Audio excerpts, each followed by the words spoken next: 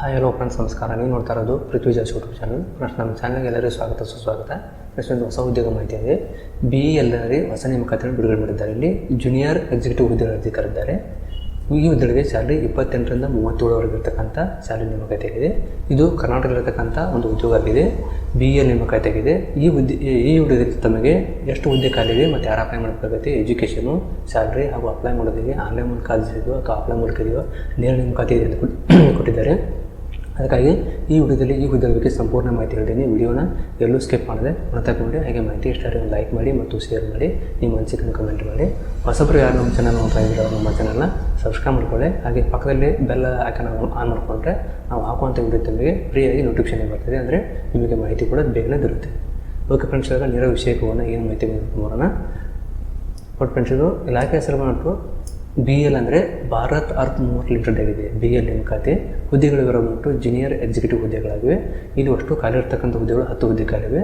28,000ದಿಂದ 37,500 ರೂಪಾಯಿ ಪ್ರತಿ ತಿಂಗಳು ಸ್ಯಾಲರಿ ಇರ್ತಕ್ಕಂಥ ಒಂದು ಉದ್ಯೋಗ ಆಗಿದೆ. ಉದ್ಯೋಗ ಸ್ಥಳ ಕೋಲಾರದಲ್ಲಿರ್ತಕ್ಕಂಥ ನೇಮಕಾತಿ ಇದೆ. ಕರ್ನಾಟಕದ ಕೋಲಾರದಲ್ಲಿರ್ತಕ್ಕಂಥ ನೇಮಕಾತಿ ಆಗಿದೆ.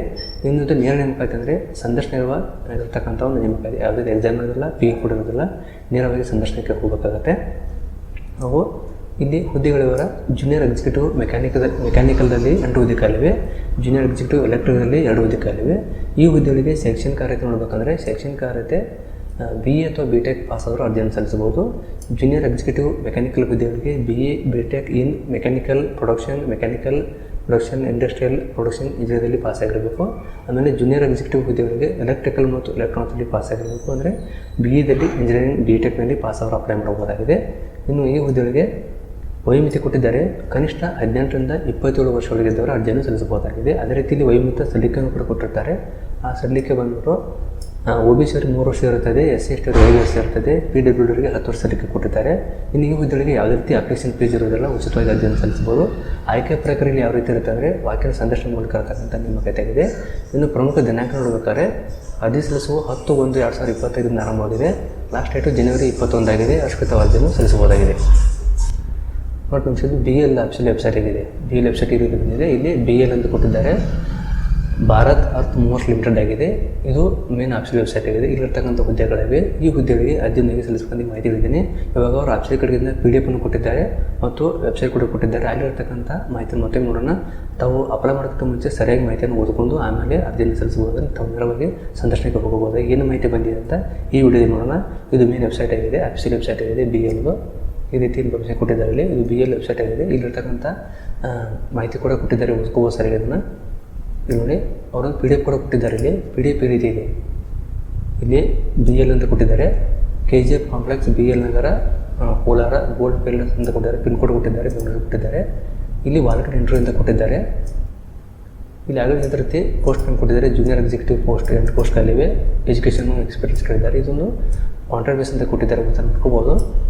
ಕಾಂಟ್ರಾಕ್ಟ್ ಬೇಸ್ ಇದೆ, ಅದು ಪರ್ಮನೆಂಟ್ ಕೂಡ ಆಗ್ಬೋದು ಅಂತ ಕೂಡ ಕೊಟ್ಟಿದ್ದಾರೆ. ಇಲ್ಲಿ ನೋಡಿ, requirement of the junior executive on fixed term contract base ಅಂತ ಕೊಟ್ಟಿದ್ದಾರೆ. ಕಾಂಟ್ರಾಕ್ಟ್ ಬೇಸ್ ಇದೆ, ಫಿಕ್ಸ್ ಕಾಂಟ್ರಾಕ್ಟ್ ಇದೆ ಅಂತ ಕೊಟ್ಟಿದ್ದಾರೆ. ಇಂಟ್ರೆಸ್ಟ್ ಇದ್ದರೂ ಅರ್ಜಿಯನ್ನು ಸಲ್ಲಿಸಬಹುದು.